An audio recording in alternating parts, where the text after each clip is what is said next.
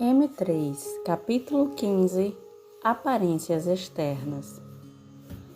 M parou a nave em um estacionamento localizado em um terraço, sobre um grande edifício circular. Junto à nossa nave, pude ver uma imensa variedade de veículos espaciais de diversos tamanhos, porém bem menores. Algumas pessoas andavam por ali, indo e vindo de seus veículos. Chamou-me poderosamente a atenção uns enormes seres, com grandes cabeças vermelhas e trajes coloridos. Seus rostos não eram nem remotamente humanos, e havia muitos outros tipos de humanoides. Quase parecia uma festa de disfarces, mas todo mundo estava contente. Em muitos casos, eu não sabia se tinham cabelos coloridos com penteados extravagantes ou se tratava de adornos ou sombreiros. O mesmo me sucedia com alguns detalhes dos rostos e dos corpos. "Olha esses tipos, Vinca", disse ao ver uns seres que tinham tranças. E me ria. Essa espécie habitou as árvores em seu passado, mas é bom que vocês não critiquem nada. Tem que ter suas mentes amplamente abertas, porque aqui irão ver coisas que lhes pareceriam muito curiosas ou ridículas inclusive, mas que para essas pessoas são completamente normais. Agora vamos à sala de anseio para desinfectar-nos e descer. Assim fizemos. Logo descemos junto de M. Caminhamos para um elevador próximo. Sua porta se abriu e dele saiu um casal de... ia dizer que papagaios emplumados gigantes, mas M disse que tem que respeitar. Assim que saiu um casal de seres bastante altos e coloridos do elevador. Saudaram-nos com grande amabilidade no idioma dos mundos evoluídos e continuaram seu caminho. Vinca e eu ficamos um pouco nervosos porque não sabíamos o que fazer. Uma vez dentro do elevador, M se divertia olhando nossas caras. "Aqui ninguém lhes fará mal, crianças." A caixa daquele veículo, redonda e transparente, era muito grande e seu teto estava muito alto. Compreendi que seres muito, muito altos o ocupavam às vezes. Descemos para o interior do edifício e do alto pude ver um ambiente cheio de gente. A variedade mais incrível de modelos humanoides andava por ali, usando as vestimentas mais estranhas que se possa conceber. Alguns me provocaram grande temor, devido aos seus rostos e corpos tão estranhos, mas todo mundo parecia muito entusiasmado e alegre. Quando as portas do elevador se abriram e saímos, senti um agradável perfume. O lugar está perfumado para que os odores naturais de alguma espécie não aborreçam a outras. "Vamos, entrem na sala. Já começou a apresentação", disse M. Ingressamos por umas enormes portas e pude ver o iluminado cenário no ponto central daquele aposento, rodeado de assentos cheios de pessoas. Nem todas as cadeiras eram iguais. As mais pequenas, ocupadas por seres de menor tamanho, ficavam na frente, mais perto do cenário. As mais grandes, atrás. Nos dirigimos para o setor das pequenas. Encontramos uma fila com pouca gente. M pediu permissão enquanto íamos avançando entre as amáveis pernas, irmãozinhos do universo. Mas ninguém nos prestava uma atenção especial. Quando nos instalamos, pude ver o que sucedia ali. Um animador bastante gordo e corpulento, de cara verde e boca muito grande. Abre parênteses, me fez lembrar um hipopótamo, mas digo com todo respeito, fecha parênteses. Muito alegre, relatava os méritos da candidata ou candidato que iria apresentar-se. Através do fone tradutor, eu podia compreender quase tudo. Digo quase porque muitas das coisas que ele dizia não tinham sentido para mim. Por exemplo, quem irá apresentar-se agora tem a honra de pertencer ao corpo de ansas brancos de seu planeta, localizado no setor MAG-OK 2J. Ainda não entrou o elemento intralumínico, mas seus urelvas estão por classificar. Aqui está. Apareceu algo assim como um alface caminhante. Apresentou-se, saudou amavelmente, se concentrou e logo se foi. Depois veio outro, que fez mais ou menos o mesmo, quer dizer, nada. E assim foram aparecendo os seres mais estranhos e pavorosos em alguns casos da galáxia. Caminhavam ou arrastavam-se, ou bamboleavam, ou inclusive voavam às vezes. Sorriam, abre parênteses, os que tinham bocas como as nossas, fecha parênteses. Brilhavam seus raros trajes, concentravam-se, faziam alguns movimentos frente ao público e logo retiravam-se. Eu não compreendo nada, mas o público sim, e às vezes exclamavam algo assim como "Oh!" quando os seres do cenário se concentravam. Eu sentia algo muito bonito nessas ocasiões, mas em definitivo, Vinca e eu nos olhávamos sem entender. Do que se trata isso, Amy?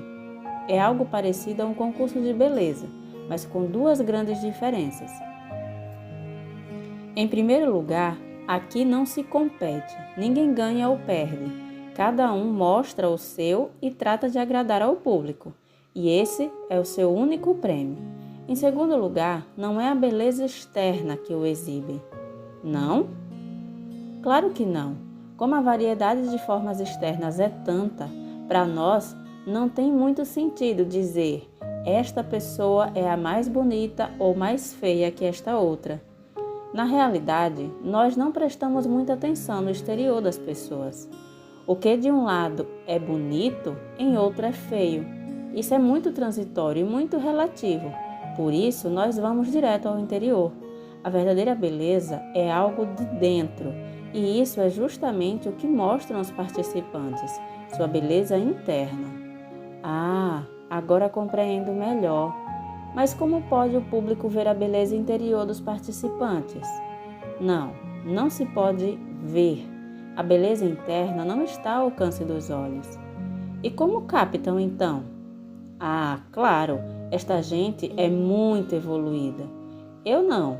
Eu só posso guiar-me pelos meus olhos. Eu não tenho esses sentidos superiores da alma. E eu muito menos, disse Vinca, um pouco triste. Não é tanto assim, crianças. A verdade é que vocês sim têm esses sentidos, mas não lhes prestam atenção porque é algo muito sutil e estão acostumados a fixarem-se só no gritante. Porém, façam a prova de sentir o que estas amáveis pessoas estão tratando de enviar-lhes sutilmente. Ponham atenção. Apareceu um ser muito gordo, de pele negríssima e cabelos lisos que lançavam reflexos azuis, devido à negrura intensa. Aquele espécime parecia um desses cabos com esfregão para limpar o piso, mas parado ao contrário. Eu não soube se aquilo era homem ou mulher. Não é nem homem e nem mulher, disse M, deixando-nos estupefados, mas ele outra vez ria. Não creiam que toda a vida inteligente do universo funciona sobre a base do sexo, como vocês ou como eu. Não? Claro que não. Esta é só uma das formas, pois há muito mais. Igualmente acontece com outras espécies animais e vegetais dos seus próprios mundos. Em definitivo, essa alma irmã que vem ali se engendra a si mesmo e se reproduz. Não há tanta variedade que não vale a pena explicar-lhes entre todos os possíveis métodos de reprodução que existem no universo. Mas Vinca e eu éramos demasiados curiosos e quisemos saber, ao menos, como se reproduzia esse ser em particular. Está bem, esse ser se reproduz mediante ovos. Quê? Ah, não, hahaha. Esse tipo põe ovos, Vinca. Shhh, vejam. Vocês se escandalizam por tudo. Saibam que para esse ser lhe produziria espanto ver a sangrenta e dolorosa forma em que nascem os bebês em seus mundos. Eu pensei um pouco e considerei que M estava certo. Tudo é relativo, meninos. Vamos, prestem atenção ao que esta alma irmã está tratando de enviar-lhes. Era magro ou magra. Aquele delicado ser estava concentrado no meio do cenário. Eu fechei os olhos e tratei de sentir, mas não senti nada. Creio que isso se devia à minha mente ainda muito impressionada pelo que havia escutado antes, e Vinca estava igual a mim, mas o público parecia fascinado. M compreendeu o que nos sucedia. Não devia haver mencionado o assunto. É sabido que em mundos como os vossos, a sexualidade costuma ser considerada como um assunto altamente aterrador, mas disfarçam o espanto com brincadeiras de mau gosto. Bem, temos de regressar para Kia. Vamos, crianças, não temos muito tempo pela frente. Uma vez na nave, rumo a Kia, M disse: se deram conta de que o propósito desta viagem fora mostrar-lhes uma civilização no interior de um planeta, para que vejam em forma direta que quanto maior a evolução, menor importância tem o externo. Ah, sim, claro, M, certamente. Para ver se lhes diminui um pouco esse racismo óptico que vocês sofrem, hahaha. E para que comecem a prestar atenção ao que irradiam das pessoas, em lugar de fixarem-se só no que parecem e no que dizem, e também para que se fixem um pouco mais em vosso próprio interior. O verdadeiro, o importante dos seres está por dentro. Por isso, as pessoas evoluídas procuram ver mais o interno e menos o externo. E quando a evolução é menor, vem mais o lado de fora, o transitório, em todo tipo de assuntos. Claro, mas para nós falta muita evolução, disse Vinca. M estava rindo. Lhes falta atenção. Só isso, e um pouco de prática. Kia já estava em frente a nós, ocupando todo o espaço atrás dos cristais. Aí estão seus tios, desfrutando de uma tarde de sol nas montanhas. Em um monitor, apareceram Clorca e Goro caminhando abraçados na beira de uma lagoa, contemplando entusiasmado a paisagem, seguidos de perto por Trask, que balançava contente seu longo pescoço, enquanto vários garábolos revoavam por ali. Muito rápido chegamos junto a eles e Vinca correu para abraçá-los. Como dormiram, tios? Muito bem, muito bem. Com a beleza deste lugar, quase estamos esquecendo que a Pepe está atrás de nós, que perdemos tudo e que não temos para onde ir. M, fazendo um tom entre otimista e misterioso, perguntou-lhes: e não gostariam de ficar por aqui? O casal de Kia teve um estremecimento e devorou M com os olhos. Que quer dizer? É possível isso? Claro, esta cabana ficou desabitada definitivamente, porque seu morador, Crato, decidiu ficar vivendo para sempre no planeta deste menino e já não voltará nunca mais por aqui. Ficou noivo com a minha avó, hahaha. Para mim, ainda parece-me um tanto ridículo aquele romance tão primaveral. Os tios de Vinca começaram e animaram-se visivelmente. A verdade é que de noite e durante a manhã estivemos pensando nisto, em viver por aqui e coisas assim. Ambos gostamos muito da solidão, por isso quase nem temos amizades. Estávamos considerando a ideia de dedicarmos à agricultura, fazer uma horta como essa que Crato tem aqui. Construímos uma cabana e... Vocês estão um pouco grandes já, como para ter que começar tudo desde o princípio. Aqui tem uma cabana pronta para ser habitada e decorada por Clorca.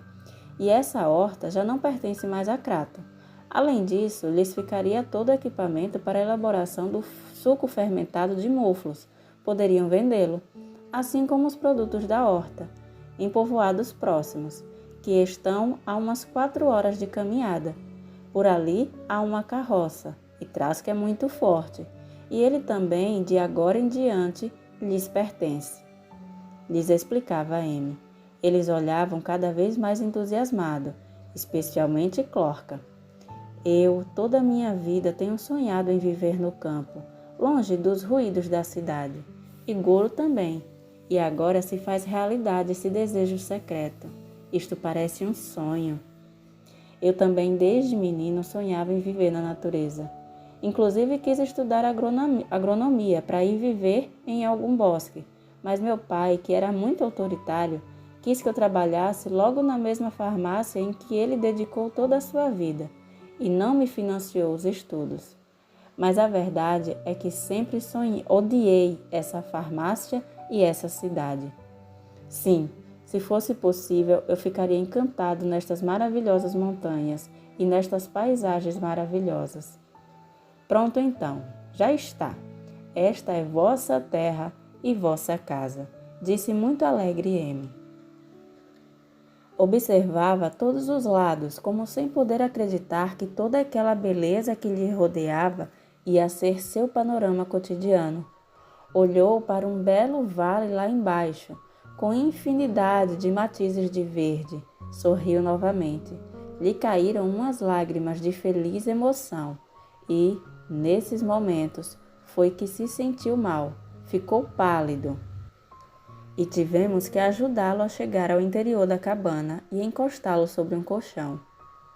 Não sei o que me acontece. Me emocionei muito, senti vertigens e... Claro, brincou M. Como não está acostumado com emoções positivas, ficaste doente, hahaha. Nesse momento aconteceu algo que pareceu-me espantoso. O pelo da cara e da cabeça de Goro começava a cair. Irá transformar-se em Suama, tio Goro. Estás transformando, gritava Vinca, com uma alegria imensa. M e Clorca também ficaram muito contentes, mas eu não sabia que desastre poderia ocorrer ali, se é que acontecia algum. Nenhum desastre, Pedro. Isto é algo muito maravilhoso. Em 2 ou 3 dias, nosso amigo Goro ficará convertido em um agradável e inofensivo Suama. Evoluiu velozmente graças a todos os golpes emocionais que sofreu neste curto tempo. Também se desiludiu de algumas falsidades em que acreditava, e assim se fez espaço nele para valores mais verdadeiros. Porém, o último golpe foi positivo, que recebeu ao saber que possui estas belas paisagens e uma nova vida à sua disposição, o qual comprova que o amor e a felicidade podem fazer evoluir muito mais rápido que o sofrimento. E agora, finalmente, irá ser um ser humano, tio, disse rindo Vinca. Mas o Terry era ainda Terry e quis defender sua raça ante a ofensa de Vinca. Ia dizer algo, mas não pôde porque vários dentes enormes soltos bailavam dentro da sua boca. No final, se pôs a rir de si mesmo ao contemplar os dentes sobre a palma de sua mão. M estava muito entusiasmado. A Pepe busca um casal Terra-Suama, assim que já não há mais perigo para eles. Ninguém vai suspeitar de um casal de Suamas. Não lhes parece fabuloso? Até as impressões digitais mudam com a transformação. E as tuas, Clorca, também as mudarei. E logo nossos amigos do registro civil deste país lhes conseguirão uma nova identidade. Eu me ocuparei do resto. Mas nós falamos muito mal o cairoso, o idioma daqui. Bem, então lhes conseguirei documentos de estrangeiros residentes legalmente. Não se preocupem com nada, eu me encarrego. E também lhes conseguirei livros para que aprendam o cairoso. Goro estava mais reconfortado agora, sorria satisfeito. Pouco a pouco estava se transformando em um simples Suama, e ele se permitia ficar assim sem opor resistência de nenhum tipo. Por ora, só deverás descansar, Goro. Já sabe que estas transformações são inofensivas e que não dói nada, mas irá ficar débil uns par de dias. Por isso, terá que ficar na cama. O futuro ex-Terry tratou de dizer algo, mas o ar lhe escapava dentro de uma boca com cada vez menos dentes e não pôde fazê-lo. e novamente se pôs a rir. Não se preocupes, Goro. Esta noite ou amanhã terá dentes novos, porém mais pequenos, claro. Dentes humanos, insistiu Vinca para aborrecer novamente seu tio. Mas agora, Goro lançou uma desdentada gargalhada, que foi acompanhada por todos nós. Vamos ser muito felizes aqui, disse Clorca, cheia de emoções novas. Minha alma gêmea aproveitou a ocasião para voltar ao tema central de nossas preocupações. Sim, tios, vocês vão ser muito felizes aqui, mas compreenderão que este não é o lugar apropriado para uma jovenzinha que deve terminar seus estudos, não? Vinca acabava de pôr as cartas sobre a mesa. O assunto mais importante de toda a minha vida começaria a julgar-se ali. A possibilidade de que Goro autorizasse Vinca para ir ao meu planeta. Preparava-me para longos e tensos puxa e solta, mas Goro estava de muito bom humor agora e disse algo que nem o mais otimista dos meus sonhos pudesse imaginar. Tens razão, Vinca. Teu futuro e tua felicidade não estão em Kia. Fui um cabeça dura, colocando-lhes tantos obstáculos, e ao desconfiar tanto de M e desse menino bom, que és tua alma gêmea. Eu não podia acreditar no que estava escutando.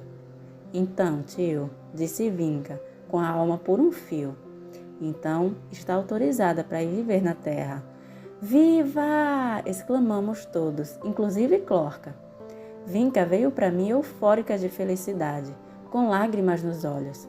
Nos abraçamos largamente. Agora não iria interferir no nosso amor. A felicidade nos esperava em um radiante futuro cheio de luz. Mariposas, garábolos e outros bichinhos começaram a revoar alegremente sobre a cabana. M felicitava ao tio de Vinca. Muito bem, Goro, muito bem. E não perderás a tua querida sobrinha, porque cada vez que me seja possível, irei trazê-la para que estejam juntos uns par de dias. Obrigado, M, muito obrigado.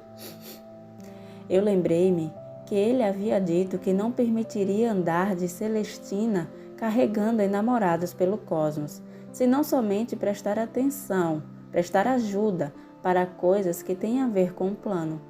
Ele captou o que eu pensava. Esta menina tem que escrever um novo livro relatando suas últimas aventuras e deve ser editado aqui em Kia e corrigido por Clorca. Vinca o escreverá na Terra, mas quando esteja terminado, será necessário que alguém traga o texto a Kia. As autoridades do universo não me impedirão que seja eu quem faça esse translado, porque isso é um labor planetário, não particular, verdade? Claro, M. Mas Vinca e Pedro poderão aproveitar a viagem, ida e volta. Viva! Voltamos a exclamar muito felizes. Depois, Clorca perguntou como ia chegar o manuscrito na editora. Eu encarrego-me, Clorca, disse M. Mas a PP... Nada. Para eles, o importante é encontrar vocês. Os livros são um assunto à parte. Eu mandarei o texto por Intertoco, junto com... Intertoco? Perguntei. É o equivalente à internet desse mundo. Junto com uma mensagem tua autorizando a edição. Ali irá explicar que se encontra longe no momento, Clorca. E quando a PP veja que apareceu um novo livro, irá na editora averiguar. E ali lhes dirão que receberam o manuscrito pelo Intertoco e que não sabem nada mais, e assunto encerrado. Assim, Vinca poderá cumprir com a missão que a trouxe a encarnar neste mundo. E tudo o mais aconteceu muito rápido. M mandou-lhe as impressões digitais de Clorca, levando-a por uns minutos à nave. Ela quis também que lhe ondulasse um pouco o cabelo, mas ele só riu. Logo pediu aos tios de Vinca que lhe preparassem uma lista com coisas que iam necessitar para instalarem-se em seu novo lugar. Explicou que ele traria logo após deixar-nos na terra. Eles disseram que não seriam muitas, porque a intenção era levar uma vida o mais simples possível. Amy felicitou-os por isso. Depois, começamos a limpar aquele lugar, coisa que fizemos com carinho e alegria. Limpamos, eliminamos o chume-chume, os insetos parecidos a traças, e tiramos uma grande quantidade de tranqueiras velhas. Por ali, Clorca encontrou o famoso pergaminho de Crato. Vinca quis levá-lo de lembrança, mas Goro escutava de longe e se opôs. Não, não, esse pergaminho é maravilhoso. Deixe-o aqui, onde foi escrito. Eu lhe farei um quadro e o porei em um lugar de honra nesta casa. Todos estavam de acordo. Clorca quis queimar o lixo, mas Amy disse que não era necessário atirar fumaça na atmosfera. Foi até sua nave e de lá lançou um raio que desmaterializou aquele monte de tranqueira velha.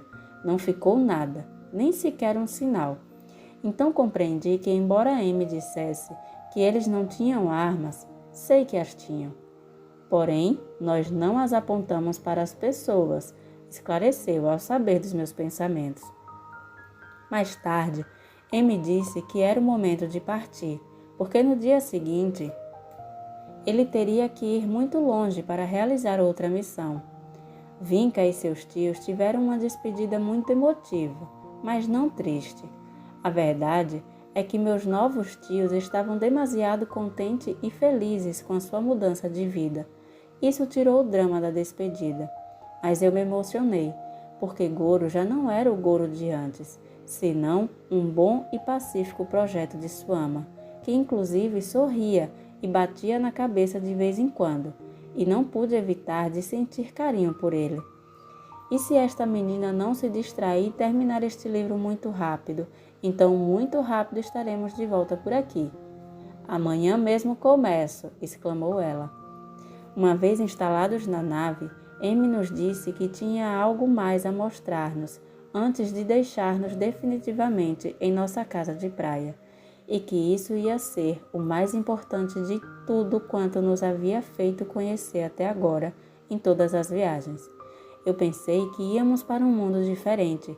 Por isso, quando meu planeta azul surgiu imenso através das janelas, disse: Mas isto é a Terra, Amy. Claro, lá está o que lhes quero mostrar. Seguro que não vai ser nada muito moderno. Falaste em mostrar uma civilização dentro do mar. Se trata disso? Não, mas quando voltarmos aqui para deixar o manuscrito de Vinca, poderemos visitar uma delas, e não justamente na Terra, e também poderemos ir ver um planeta artificial. E por que constroem planetas artificiais? Interrompeu Vinca. Porque para todo o Sol lhe chega o momento de morrer, então explode, queimando todos os seus planetas. Mas antes de que isto aconteça, os habitantes desse sistema solar devem ser evacuados em massa. Para isso se constroem esses planetas artificiais, que podem ser dirigidos como se fossem descomunais naves e levados a orbitar algum outro Sol. Mas depois veremos isto. E, se desejar, poderemos dar uma olhada no passado. Mas isto que vão ver é mais importante ainda para vocês. Fez descer a nave e começamos a avançar sobre os montes Himalaia, para logo lançarmos num mergulho diretamente para uma dessas colinas a uma velocidade impressionante. Eu compreendi que, como no caso de Chaya Salim e de Exis, íamos atravessar a matéria sólida para chegar ao interior, por isso não senti medo. Mas Vinca sim, como sempre, e fechou os olhos quando lhe pareceu que o choque era inevitável. Eu não, porque já sabia que não ia acontecer nada, e sobretudo porque quis saber que apareceria detrás dos vidros enquanto penetrávamos a rocha. Nada, algo negro que durou uma fração de segundos e logo uma grande claridade. Estamos em território civilizado novamente, meninos, disse muito alegre Amy. Eu esperava ver algo parecido a Chaya Salim ou a Exis, mas não, Isso era completamente diferente. Esses lugares anteriores me deram a impressão de ser cidades modernas, enquanto que aqui pareceu-me haver chegado a um território de cerimônias ou algo do estilo, porque atrás dos cristais das janelas apareceu uma cidade branca, de edifícios pequenos, em sua maioria semicirculares, exceto por uma grande construção com forma de esfera e também de cor branca, que se destacava imponente e linda no centro da cidade. Não havia outras construções maiores. Aquela esfera brilhante estava sustentada por 4 braços ou suportes ligeiramente curvos que a seguravam pelo meio, e também se apoiava sobre a terra por sua parte inferior. Esse edifício era o mais importante dessa base subterrânea. 4 grandes avenidas semeadas de árvores, gramados e flores convergiam para ela, terminando frente a cada um daqueles suportes. Observei muitos deslocamentos de naves e bastante gente lá embaixo, mas apesar disso, se sentia muita harmonia e paz. Esta base se chama Shambhala, crianças. Shambhala? Eu tenho escutado esse nome, M. Creio que é uma canção. Pode ser, Pedro, porque Shambhala está presente em muitas tradições antigas, como Agadir ou Agartha, Eldorado, Shangri-La e outras bases nossas que ainda não são tão conhecidas. E se são bases secretas, como é que as tradições souberam da existência delas? Muitas tradições encerravam verdades capazes de iluminar aos homens em seu caminho para o conhecimento, Pedro. Em ocasiões, nós temos deixado pistas intencionalmente, mas um pouco como se fosse conto, outro pouco como se fosse realidade, algo assim como os livros que vocês escrevem. Não podia haver explicado melhor. Vamos aterrissar perto daquele laboratório em forma de esfera. Laboratório? Eu pensava que isso era um estádio. Não, Pedro, ou melhor, se poderia dizer que é um templo, porque os trabalhos que ali se realizam têm a ver com o mesmo que acontece geralmente no interior dos templos. Quer dizer, a geração de níveis mais altos de energia espiritual. Não me pareceu que fosse essa justamente a finalidade dos templos. Entretanto, é essa sua finalidade superior, desde um ponto de vista não tanto terrenal, sem considerar seu sistema religioso particular. É algo assim como a eletricidade. Se ela provém de usinas térmicas, nucleares, eólicas, solares ou de represas, se necessita acender a luz. Pouco te importa a sua origem. Claro. Bem, quero que conheçam um amigo. Preparem-se para descer. Senti claramente que essa cidade tinha uma atmosfera mística. Correto, Pedro. Notou que a energia aqui é diferente, mais elevada e fina. Isso ocorre porque estamos em um importante centro espiritual do planeta Terra e porque está prestando mais atenção em teus sentidos interiores. Como é isso? Esta cidade não é como Chaya Salim? Não, Vinca. Em mundos não evoluídos, os incivilizados ou incivilizados há bases dedicadas a uns trabalhos e outras dedicadas a outras coisas. Em Chaya Salim se supervisiona a evolução social e política de Kia. Em outras bases se aplicam a evolução espiritual da humanidade, do planeta Terra. O templo estava situado sobre o centro de uma enorme laje, ou terraço de um material parecido ao diamante ou cristal. Nossa nave parou em cima dessa imensa joia, em um lugar destinado ao estacionamento de veículos aéreos. Esta é a maior plataforma de cristal de quartzo deste planeta, crianças. Trata-se de um quartzo finíssimo. Este cristal tem a virtude de concentrar e amplificar as vibrações mentais. E como aqui se realiza muito trabalho destinado a gerar elevadas vibrações mentais ou espirituais, essas energias são projetadas daqui para todo o planeta. Passamos pelo banho, descemos no solo e nos dirigimos para o templo. Os 4 braços que o sustentavam tinham em suas laterais 2 escadas automáticas, para cima pelo lado direito e para baixo pelo lado esquerdo. Por estas escadas se chegava até as entradas, localizadas no alto, na parte equatorial da esfera. Subimos em uma delas e começamos a elevar-nos, mas ali não havia corrimão e a largura dos degraus não era mais de 1 metro. E como a altura ficava cada vez mais impressionante, tive que fazer um esforço para que não viesse a ter um ataque de vertigem. Também me encostei o mais possível ao lado do muro. Vinca ia na frente de mim, me olhou assustada, com vontade de ficar de joelhos. Eu abracei-a por trás. Não olhe para baixo, Vinca, e não lhe acontecerá nada. Melhor ainda, pensa em manter teu equilíbrio interior, ficando serena, lhe disse Amy. Ela assim o fez e se sentiu melhor.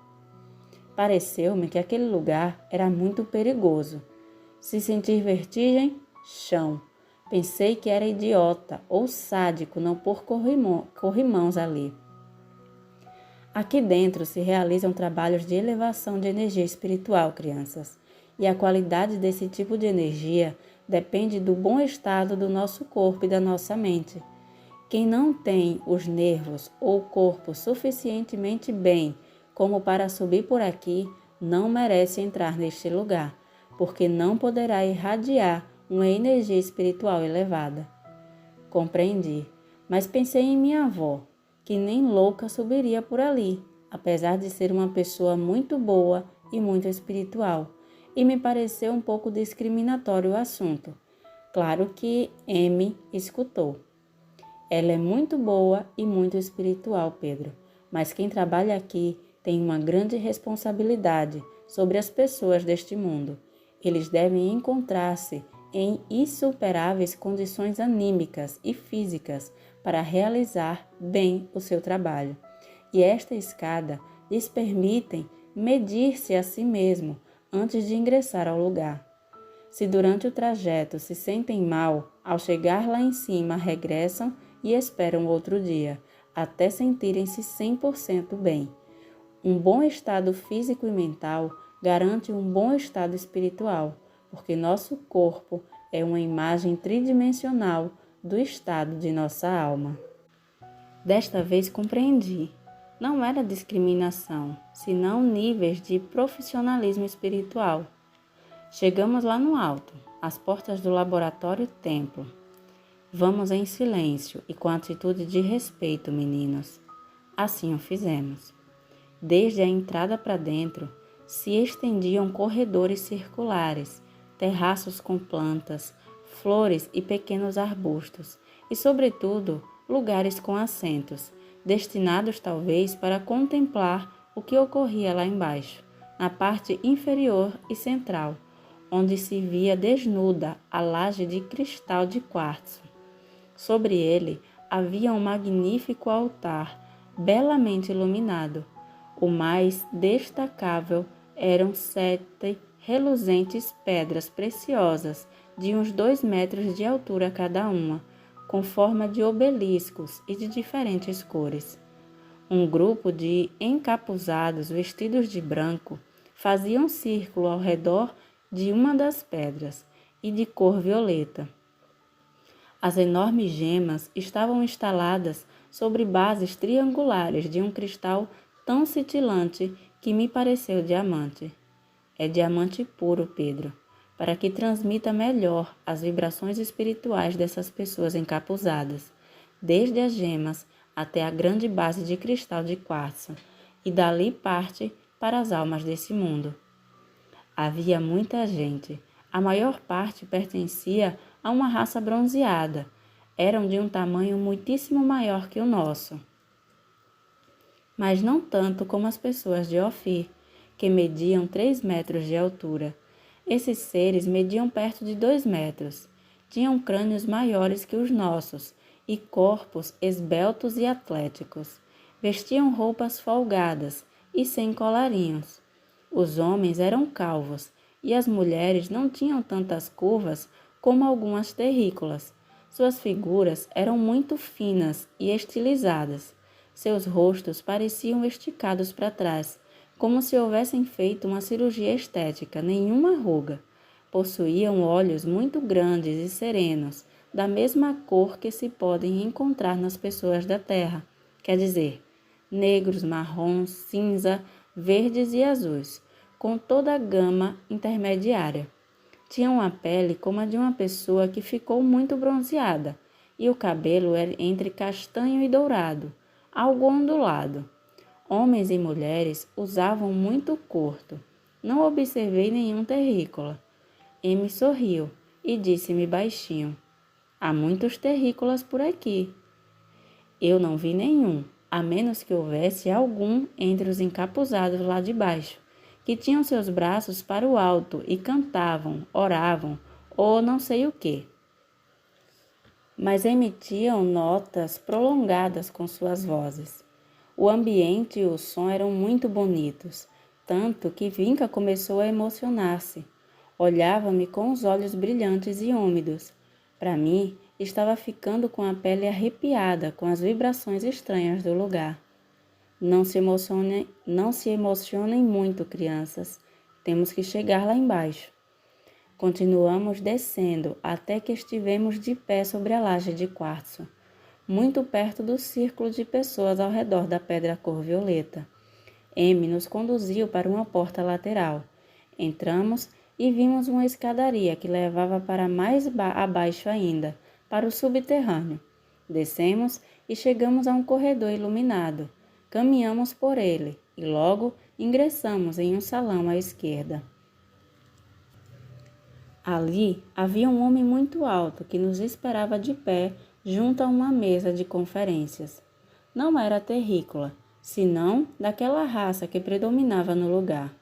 Olhou-nos com amabilidade, ou melhor, com bastante carinho, e nos saudou estendendo a palma direita para nós e levando-a logo ao coração, fazendo igual aos falsos terres de Chaya Salim.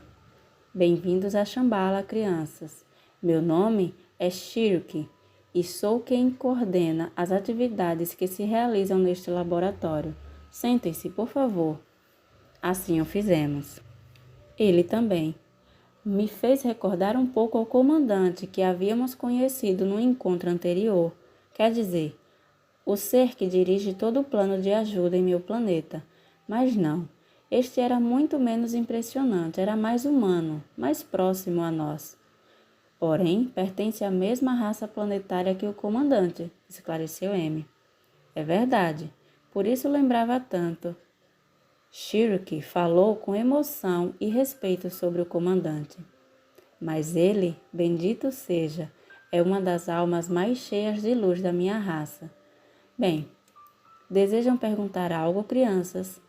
Nos disse sorrindo amavelmente, em um tom que convidava a conversar.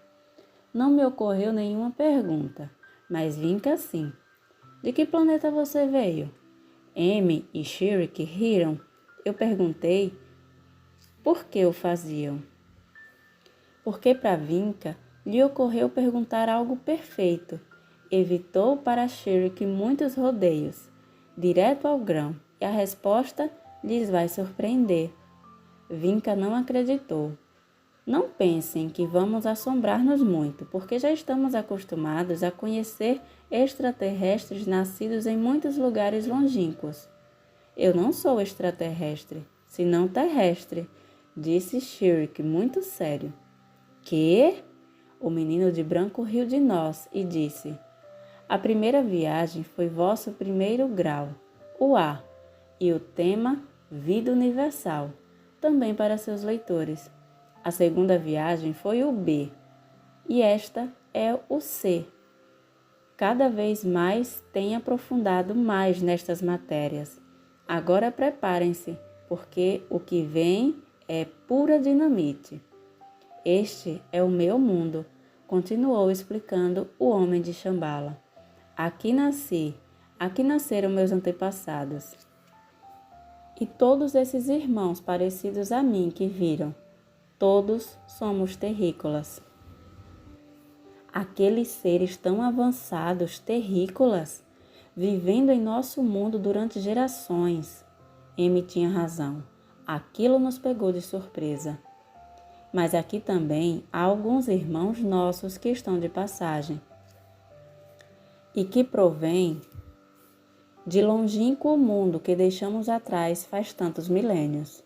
Shirk continuou falando sem parar, porém, farei um resumo do que disse. Posso garantir que, se saber que ele era terrícola nos surpreendeu, isso não foi nada comparado com a surpresa infinita que nos produziu as coisas que foi dizendo depois. Começou com um exemplo. Em mundos como o de vocês, crianças, há homens que vão a lugares desérticos ou inóspitos e solitários e se instalam ali com suas famílias. Criam métodos de irrigação, semeiam, criam animais, têm mais filhos e, com trabalho e tempo, logram estabelecer um lugar onde se pode viver. Mais tarde chegam outros e instalam-se por ali, perto com suas famílias. O lugar cresce e no final surge uma aldeia, um povoado ou uma cidade. E onde antes não havia nada, eles criaram um lugar cheio de vida. Isso são os pioneiros ou colonizadores. Quando as nações estão em formação e têm grandes territórios desabitados, os governos costumam favorecer e promover as colonizações, financiando e apoiando às vezes aos pioneiros, porque na medida que um país cresce, vai ficando mais forte. Essa é uma tendência inerente à vida. Esparramarem-se, engrandecerem-se, embarcar mais, aperfeiçoarem-se mais e mais para sobreviver em melhores condições cada vez mais, para logo dar a possibilidade a outros, seus descendentes e outros, para viver cada vez melhor. A confraternidade de mundos evoluídos, de acordo com a vontade de níveis hierárquicos mais altos, e todo ele dentro de um plano divino, vem semeando vida pelas estrelas desde há milhões de anos. Eu pensei que Amy não nos havia dito nunca antes que a confraternidade se encarregava de ir gerando vida pela galáxia. Eu pensava que ela se produzia sozinha, mas ele captou meus pensamentos e disse: "Esqueceste Calibur?" Era verdade. Em nossa viagem anterior nos levou a Calibur, um planeta de Sírio, e nos disse que aquilo era uma estação de criação de espécies vegetais e que ali habitavam somente engenheiros genéticos. Mas eu havia esquecido isso. É que foi justamente ali que Vinca e eu compreendemos que éramos almas gêmeas, e por isso muitas lembranças de Calibur estão associadas a nosso amor. Shirk continuou. A confraternidade está composta por civilizações de muitas espécies de seres inteligentes. Algumas estão conosco desde antiguidades, outras se integraram faz menos tempo, quando evolucionaram, chegando a cumprir com as exigências que são exigidas às civilizações para serem consideradas como evoluídas e, portanto, pode ser aceitas como membros. Essas condições já me havia mencionado Amy em sua primeira viagem.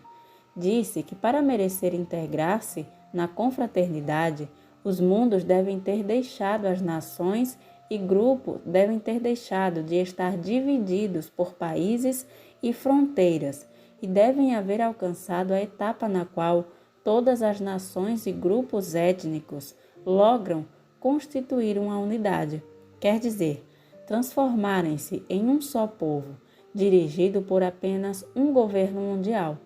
Porém, como uma ditadura planetária também poderia ser considerada como governo mundial e como não é isso o que deseja a confraternidade, Amy esclareceu que esses mundos devem aderirem-se à lei fundamental do universo, quer dizer, o amor universal. E se isso se cumpre, então já não há mais injustiça nem sofrimento, e só então essa civilização é aceita, como um membro da confraternidade. Cada civilização aceita, após um tempo de evolução e progresso, assistida pela confraternidade, alcançar a etapa na qual tem o dever de começar a trabalhar no aperfeiçoamento da vida em um mundo desprovido de vida inteligente. O assunto ia ficando cada vez mais interessante.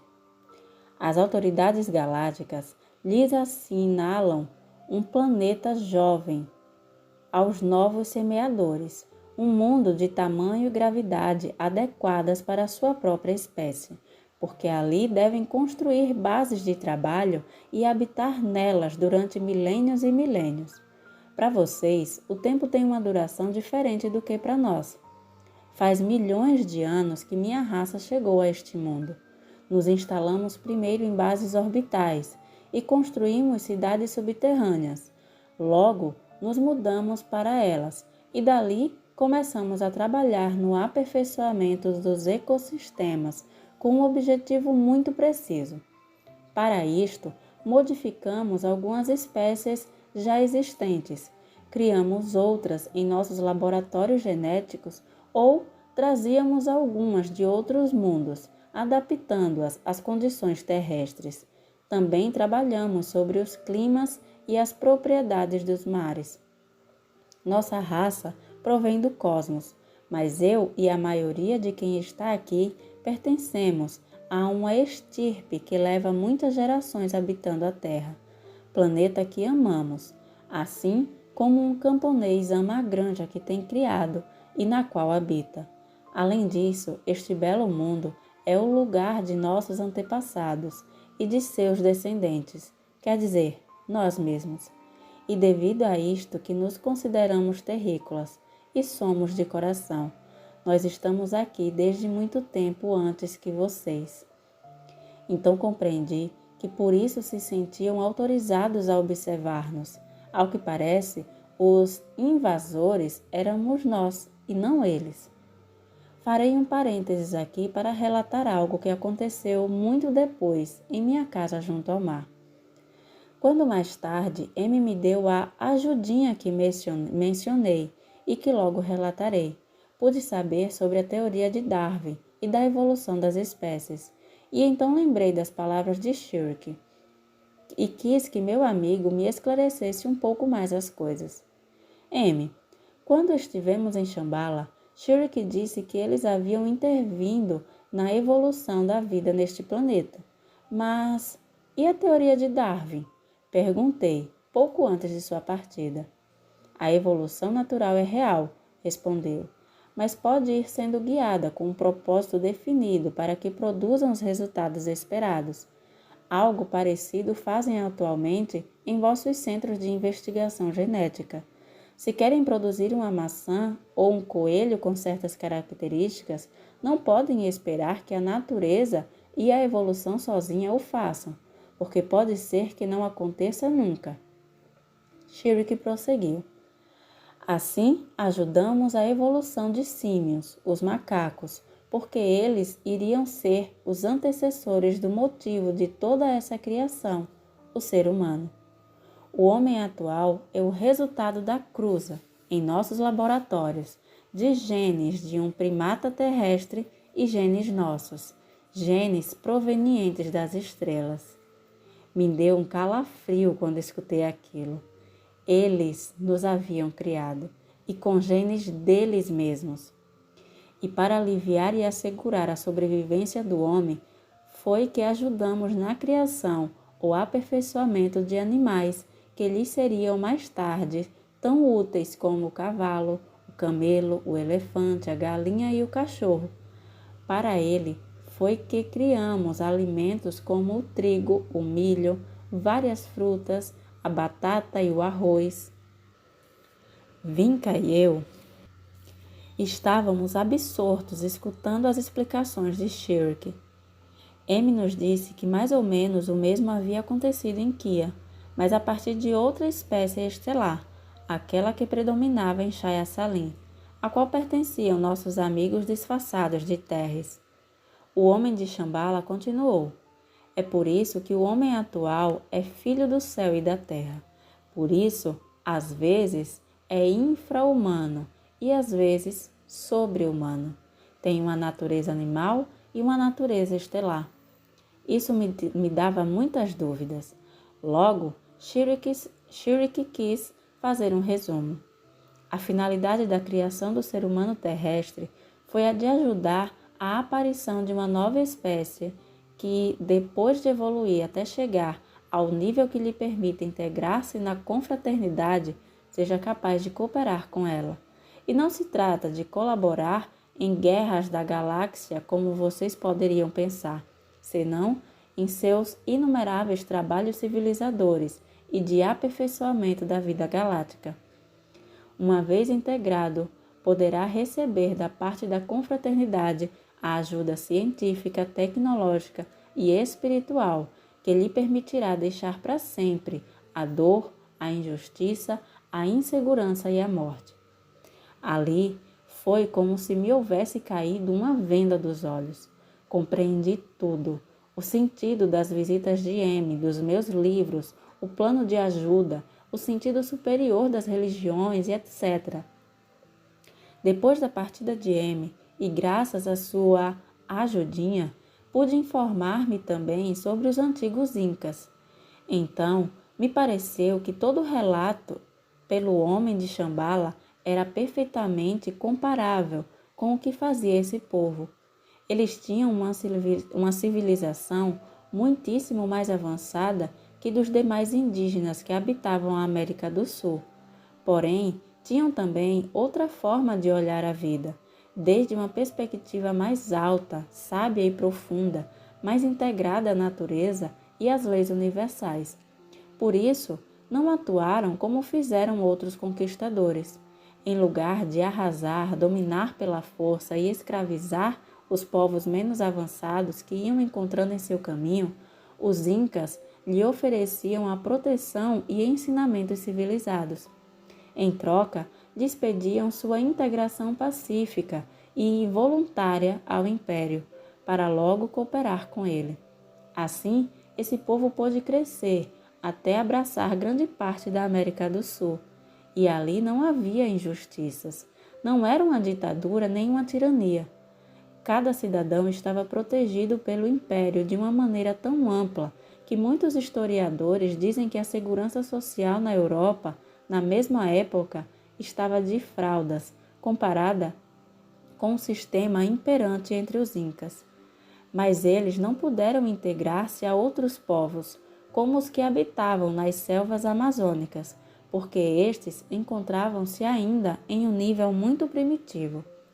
E atualmente, nós estamos como estes indígenas amazônicos. Somos muito egoístas para integrarmos um sistema tão elevado, onde tudo é compartilhado fraternalmente, mas se não nos destruirmos antes, inevitavelmente chegaremos a formar parte da confraternidade de mundos evoluídos.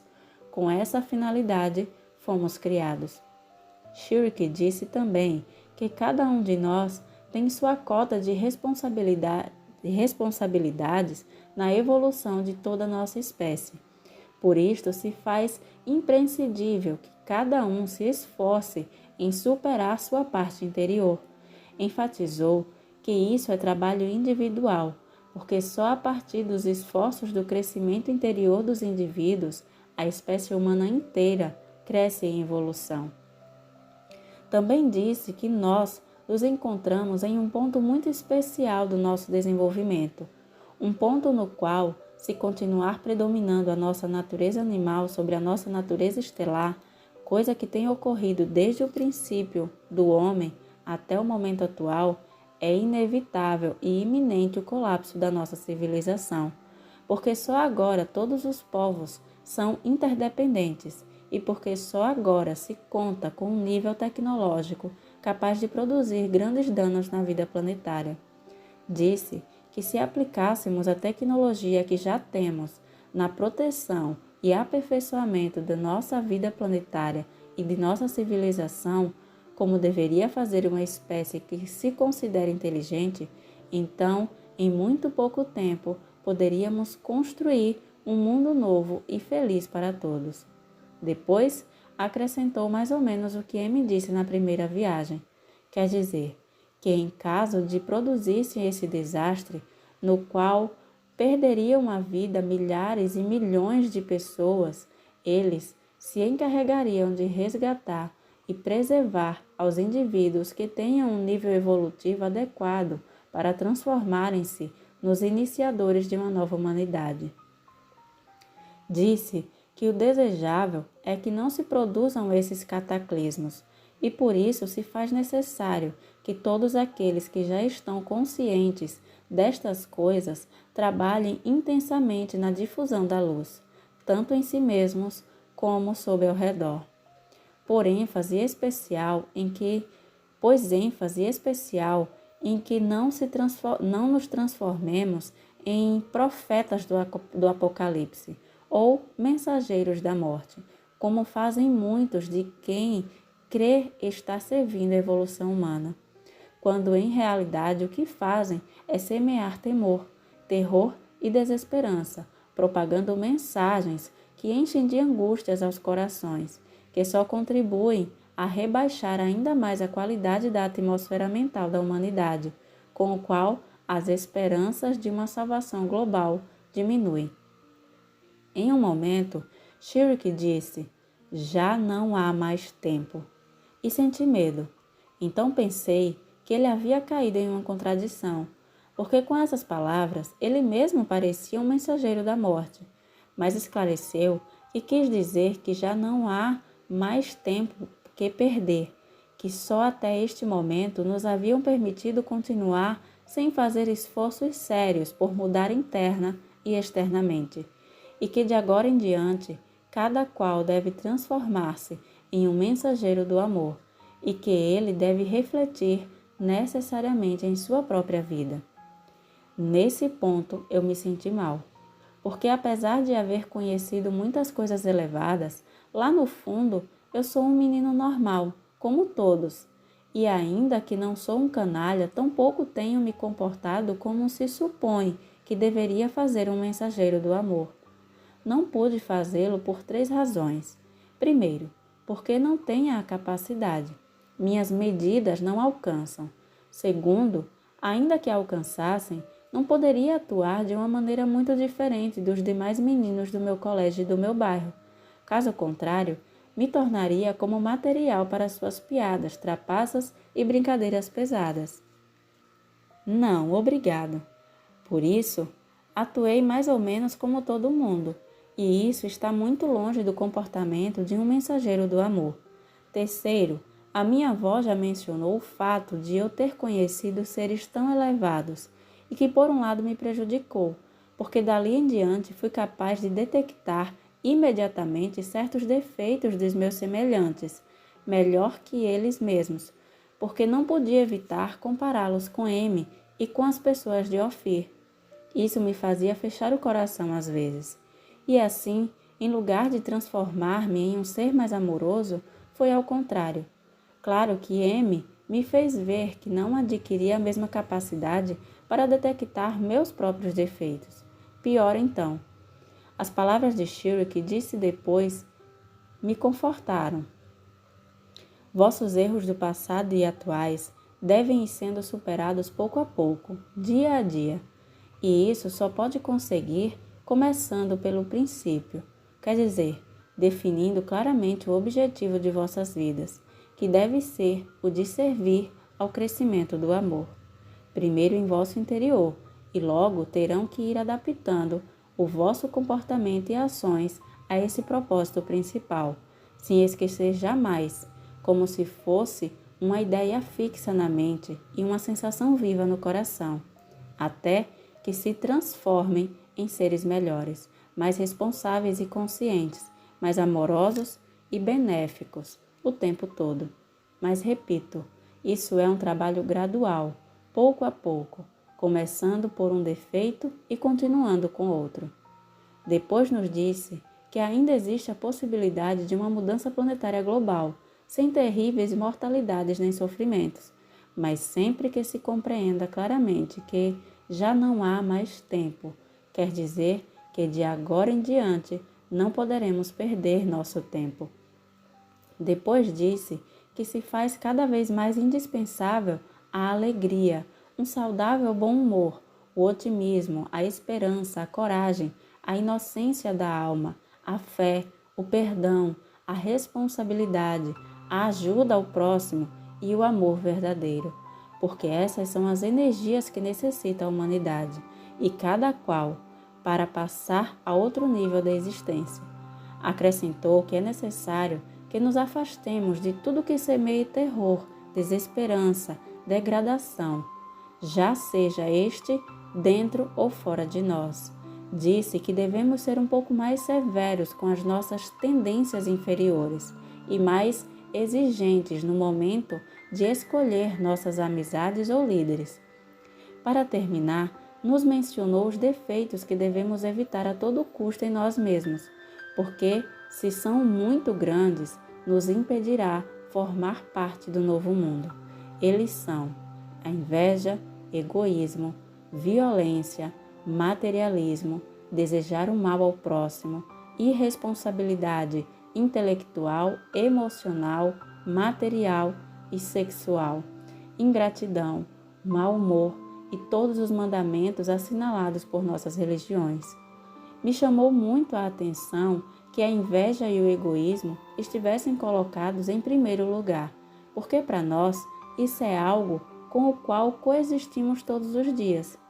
Mas agora se trata de assentar as bases de um novo mundo, e essas mais sementes não terão lugar ali, porque tendem a causar a divisão na família humana. E o que se busca é tudo ao contrário, explicou-me M. Shirky abriu-nos de par em par, muitas janelas do entendimento. Mais tarde, pudemos conversar com ele de uma forma mais relaxada. Ali pude crivá-lo com perguntas.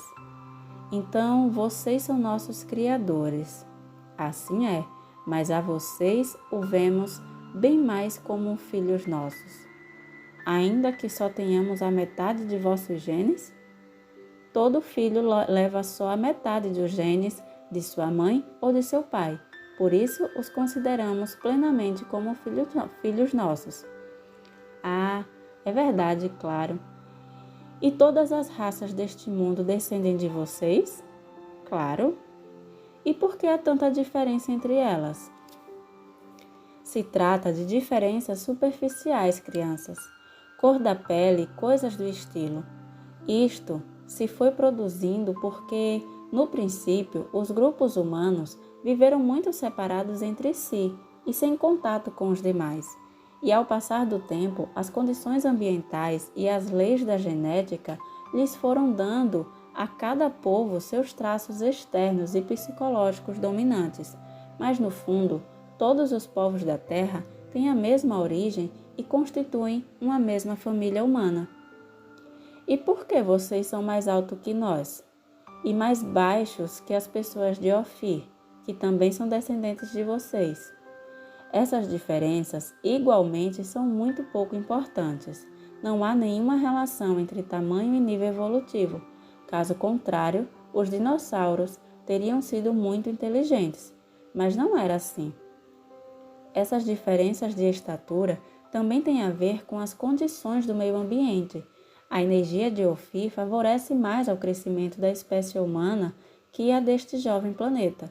E as condições em que vocês vivem favorecem menos ao crescimento que as nossas, já que estas bases constituem ecossistemas diferentes do vosso. Além disso, aqui dentro ninguém compete com ninguém, disse sorrindo. Ou melhor, aqui se trata de cooperar, não de competir. E isso faz com que a nossa vida seja mais suportável que a vossa. Ninguém aqui morre de infarto cardíaco. Ninguém está submetido a terríveis pressões para sobreviver. Há outra coisa que não compreendo, disse Vinca. Prossiga. Porque, em lugar de criar uma espécie humana nova, não se dedicaram simplesmente a reproduzirem-se entre vocês, mesmos aqui na Terra ou em Kia. Não era mais fácil? Shirky sorriu e disse: um jardim ficaria muito monótono se só tivessem flores e plantas de uma só espécie. Ah, sim, claro. O amor é criador, é fecundo, gera, aperfeiçoa, embeleza e se compartilha com quem mais possa fazê-lo. Além disso, é lindo ter filhos, não? Acrescentou M. Ah, claro. Nós estamos muito orgulhosos de nossos filhos, disse Shirk, sorrindo com carinho. O que? Orgulhosos de nós? Mas se somos uns selvagens. Não é para tanto, menino. Não esqueça tudo o que tem avançado desde que habitavam nas cavernas. Lembra da arte, o conhecimento científico e tecnológico. É certo que ainda não prestam grande atenção ao interno ou espiritual, mas por outro lado, se destacaram. Já têm naves explorando o sistema solar, já ingressaram na engenharia genética. Lembra quanta gente espiritual há produzido esta raça? Tantos cientistas abnegados, quanta beleza há criado, tantos artistas, tantos lutadores pelo bem, pela paz, pela liberdade. Não esqueças tudo o que há melhorado nas vossas vidas. Todavia, não é algo perfeito, faltam detalhes, e alguns muito importantes, pois vocês já estão prontos para ingressar na confraternidade. Nós? Potencialmente, quero dizer. Embora ainda não possam fazê-lo porque não olham os valores que lhes permitiram organizar-se como deveriam, simplesmente por isso. O que lhes falta, podem aprender e pôr em prática muito rapidamente. Vossa raça é capaz de grandes realizações coletivas para o bem-estar geral. Há muita boa vontade em potencial sem ocupar-se. Há muito heroísmo anônimo em tantas pessoas, tantos trabalhos desinteressados, tanta ajuda aos demais e tantos que querem ajudar, mas não sabem como fazê-lo. E o que é que nos falta então? O único que está travando o vosso passo global ao nível superior da existência é que ainda não se produz uma mudança do ponto de vista a nível geral. O enfoque materialista no externo, que guia a vossa civilização, deve ser substituído por uma perspectiva que aponte mais para o aperfeiçoamento interior humano. Aquilo me pareceu muito evidente naquele momento. Tem razão, Sr. Shirk. E por que isso ainda não se produz? Porque o timão do mundo e tem pequenos grupos que não veem o bem-estar coletivo, senão o seu próprio. E como têm muito poder, arrastam toda a humanidade para as situações que eles creem lhes convir. Já lhes vai agarrar o bumerangue, disse Vinca muito enojada. Mas as necessidades planetárias e o aumento geral da consciência muito rápido farão mudar essa circunstância. E é ali onde se necessita vossa ajuda, para que o passo de uma situação para outra se realize o mais harmoniosamente possível, sem grandes desastres provocados pela resistência à mudança. E isso só pode alcançar um elevamento maior ainda no nível geral de consciência, e isso, por sua vez, é produto do amor, da inteligência orientada pelo amor. É por isso que nada é mais importante que ajudar ao crescimento do amor na Terra. Nos despedimos de Shirk com muita emoção, carinho e agradecimento, e aproveito para enviar-lhe uma agradecida saudação deste aqui até Shambhala. Logo regressamos à nave e partimos rumo à minha casa de praia.